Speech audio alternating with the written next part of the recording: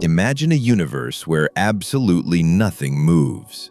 No motion, no change. Everything is perfectly still. Now ask yourself, how much time has passed? Think carefully, because if nothing moved, nothing changed, nothing happened, what would it even mean for time to have passed? That question has a real answer. It will change how you see time, clocks, and the universe itself. By the end of this video, your intuition about time will never be the same. You have never, not once in your life, actually seen time itself. Look at everything you call time: a heartbeat, a moving shadow, a shifting position, a breaking wave. Every single one of those is change, not time itself, change. Think of a shadow drifting across a wall. You never see time pushing it forward. You only see the shadow, here, then there, then further still. Your mind connects those positions, it fills in the gap, and it calls that gap time passing. But what you actually observed was change, nothing more. Your mind did the rest. So here is the first idea, and it is deceptively simple. Time is not something you observe directly. It is something your mind infers from change. Hold on to that, because everything else in this video builds on it. Now look at a clock. We say a clock measures time. But what does a clock actually do? A pendulum swings back and forth. A quartz crystal vibrates back and forth. An atomic clock counts the oscillations of a cesium atom. Every clock, no matter how precise, no matter how expensive, is simply a system that repeats a stable physical motion. That is it. A clock does not reach into the fabric of reality and pull out time. It counts its own repetitions. But this raises a question. A pendulum, a crystal, an atom, the Earth rotating. These are completely different physical systems. So why do they all agree?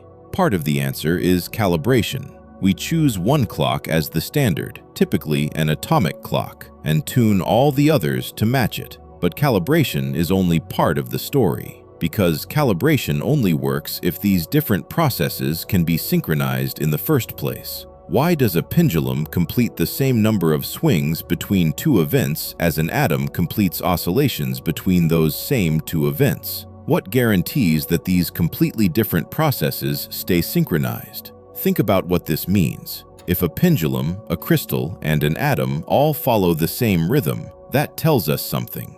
The universe isn't just a collection of separate processes running independently. They're connected, governed by the same rules. That's a discovery. The deeper answer is this. Beneath their differences, all physical processes are governed by the same fundamental laws, the same underlying physics. That is why they agree. Now imagine something moves from point A to point B. At the same time, a clock is ticking. Ask yourself, what are you actually comparing? Not time in some abstract sense. You are comparing two physical changes, the change of position of the moving object and the change of state of the clock, its oscillation count. Time is what you get when you relate those two changes to each other. That is literally what every measurement of time has ever been. And now that you see it, you cannot unsee it. So what is a second really? A second is not a fundamental entity in nature.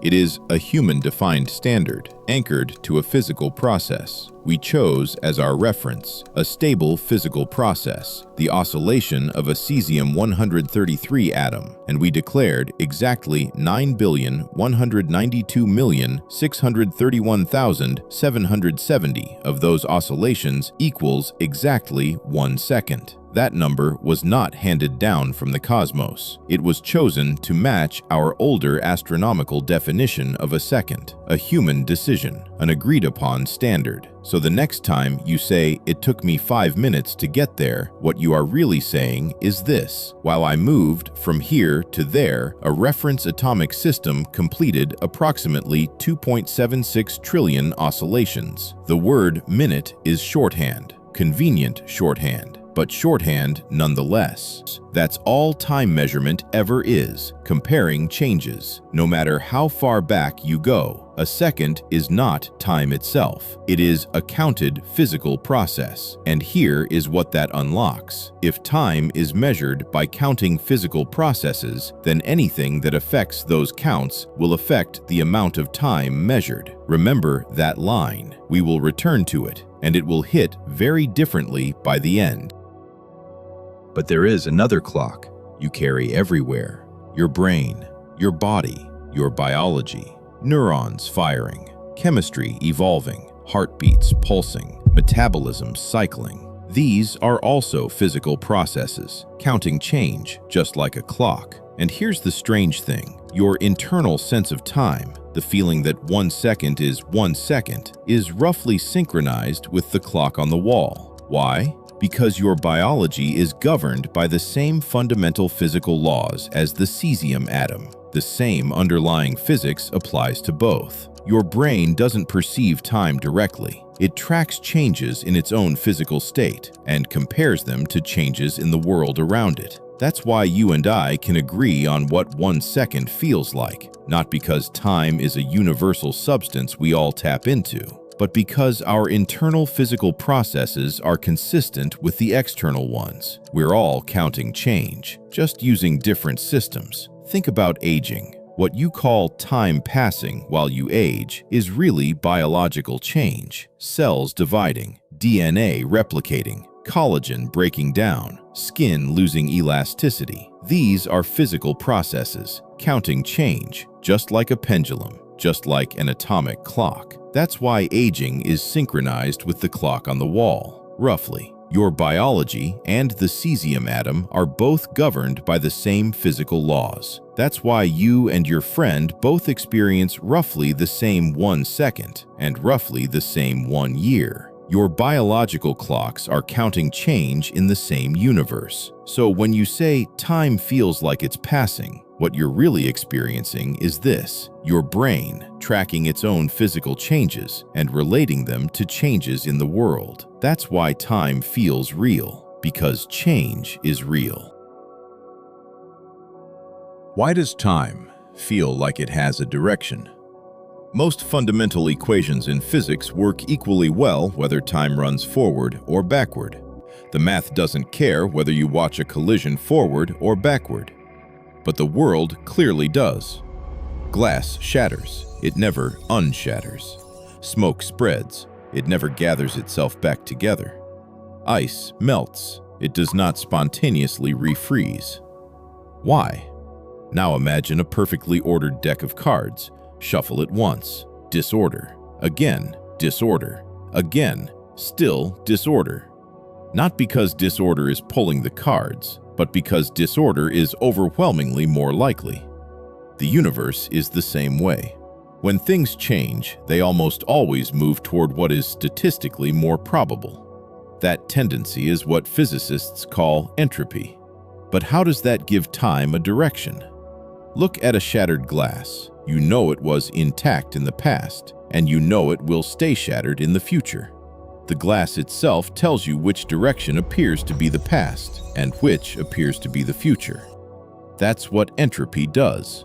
It creates an asymmetry between past and future. The past is the direction of lower entropy. The future is the direction of higher entropy. That's why time appears to have a direction. You can't unbreak a glass, because that would require a staggeringly improbable sequence of events. It's not impossible, it's just so unlikely that it never happens. Time's arrow isn't a law, it's a probability. Not because the laws of physics say so, but because the universe started in a state of low entropy and has been moving toward higher entropy ever since. There is another layer here. Causes precede effects. A footprint is caused by a step. A step is not caused by a footprint. The universe organizes events into stable causal chains, and that order always runs in the same direction as entropy.